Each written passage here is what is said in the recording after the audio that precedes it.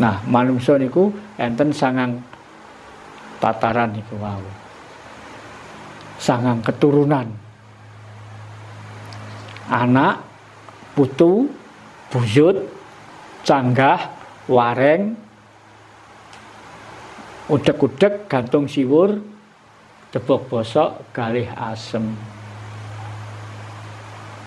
9. 10 0 mawe. Lane awak dhewe kuwi duwe keturunan, duwe hak nyuwuna pangapura ya senajan gak roh jenenge wis ora ngopeni ora roh jaman saiki. Sampai turun 9. Nek bisa nek njaluk pangapura disuwana. Jumlah sange keturunan saiki buyute wae akeh sing gak ngerti kok.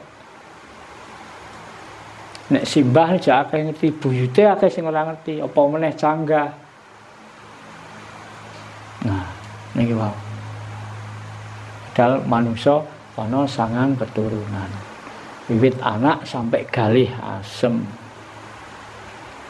Mulane wong Jawa wong kuno nika nek ngomong ngeten niku. Aku ki ora pinter.